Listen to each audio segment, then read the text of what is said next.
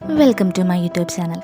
ഇന്ന് ഞാൻ ഒരു 99% ആൾക്കാരും ഫേസ് ചെയ്യുന്നൊരു കാര്യത്തെ പറ്റിയാണ് സംസാരിക്കാൻ പോകുന്നത്.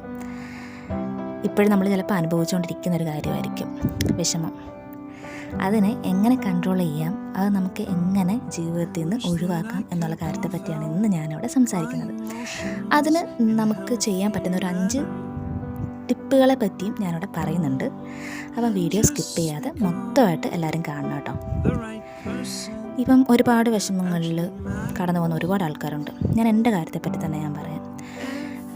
എൻ്റെ ജീവിതത്തിനെ ബേസ് ചെയ്തിട്ടാണ് ഞാൻ ഈ 5 ടിപ്പുകൾ പറഞ്ഞേക്കുന്നത്. ഒരുപാട് ആൾക്കാർ എൻ്റെ സെയിം സിറ്റുവേഷനിലൂടെ കടന്നു പോകുന്ന ആൾക്കാരുണ്ടാവാം.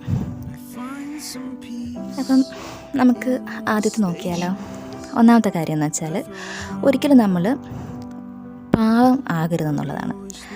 പാവമാകരുത്, നിഷ്കളങ്കനാകരുത്. മറ്റുള്ളവരുടെ മുന്നിൽ നമ്മൾ നമ്മുടെ വില കളയുന്ന ഒരു പ്രവൃത്തിയും ചെയ്യാൻ പാടില്ല. അങ്ങനെ ചെയ്ത് കഴിഞ്ഞാൽ തീർന്നുമല്ല.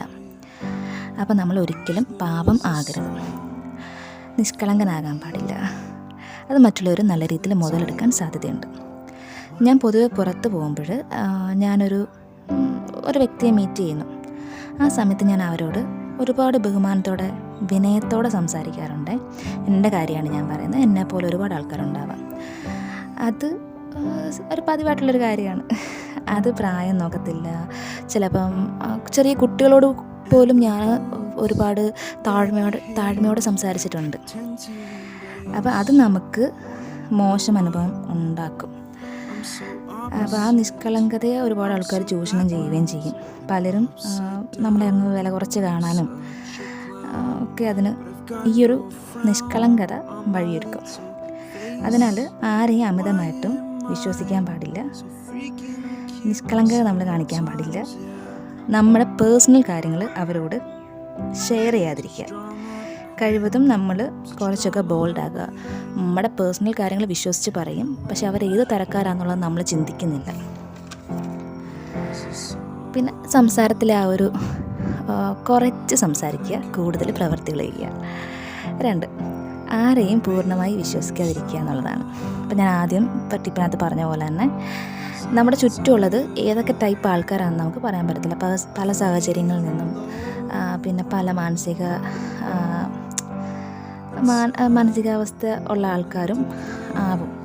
ചിലപ്പോൾ നമുക്ക് പലരോടും നമ്മുടെ വിഷമങ്ങൾ പങ്കുവെക്കാൻ ആരും ഇല്ലെന്ന് വിചാരിച്ച് നമ്മൾ ഒരുപാട് കാര്യങ്ങൾ മറ്റുള്ളവരോട് ഷെയർ ചെയ്യും. അപ്പോൾ അത് അവർ ചിലപ്പോൾ കേട്ടുകൊണ്ടിരിക്കുകയും ചെയ്യും. നമ്മൾ രഹസ്യങ്ങൾ വരെ ചിലപ്പോൾ അവരോട് പറയാം. അപ്പോൾ ഈ പറയുമ്പോൾ ഇവരുടെ മനസ്സിൽ കൂടെ ചിലപ്പോൾ നമ്മൾ വിചാരിക്കും നമ്മളെപ്പറ്റി അവർക്ക് സിമ്പതി ആയിരിക്കും, വിഷമമായിരിക്കും, നമുക്ക് നല്ല ടിപ്പ് പറഞ്ഞു തരും എന്നൊക്കെ നമ്മൾ വിചാരിക്കും, നമ്മളെ സഹായിക്കുമെന്ന് വിചാരിക്കും. പക്ഷേ നേരെ തിരിച്ചാണ് സംഭവിക്കുന്നത്. ഇവരുടെ മനസ്സിൽ നമ്മളെപ്പറ്റി എന്താണ് ചിന്തിക്കുന്നത് എന്നുള്ളത് നമ്മൾ അറിയുന്നില്ല. നമുക്കറിയത്തില്ല അവരുടെ മനസ്സിൽ കൂടെ എന്താണ് കടന്നു പോകുന്നുള്ളത്. ചിലപ്പോൾ അതൊരു നെഗറ്റീവായിട്ട് എടുക്കാം, പോസിറ്റീവായിട്ട് എടുക്കാം. നെഗറ്റീവായി പുറത്ത് പരത്താം, പോസിറ്റീവായി പറയാം. അപ്പോൾ അത് നമ്മൾ ഒഴിവാക്കുക. 3 എന്ന് പറയുന്നത് നോ പറയേണ്ടടുത്ത് നോ പറയാനുള്ളതാണ്. അതെനിക്ക് തീരെ ഇല്ലാത്തൊരു സ്വഭാവമായിരുന്നു. ഈ കഴിഞ്ഞിടയ്ക്ക് ഒരാൾ എന്നോട് ഇച്ചിരി പൈസ ചോദിച്ചു. അപ്പോൾ എനിക്ക് നോ പറയാനായിട്ട് പറ്റത്തില്ല. ഒരു മനുഷ്യരോട് എനിക്ക് നോ പറയാൻ പറ്റത്തില്ല. ആ നോ പറയാൻ പറ്റാത്തത് മൂലം ഞാൻ ആളിനോട് നോക്കാമെന്ന് പറഞ്ഞു. പിറ്റേ ദിവസം ആൾ പൈസയ്ക്ക് വിളിച്ചപ്പോൾ എനിക്ക് പൈസ ആയിട്ടില്ല. അപ്പം ഞാൻ അവരുടെ മുന്നിൽ ആരായി? അത് ഒരു വലിയ അന്നത്തോടെ ഞാൻ ആ ഒരു കാര്യം ഞാൻ പഠിച്ചു എന്നുള്ളതാണ്. ആ ഒരു കാര്യം ഞാൻ പഠിച്ചു. 4, പേടി ഒഴിവാക്കുക.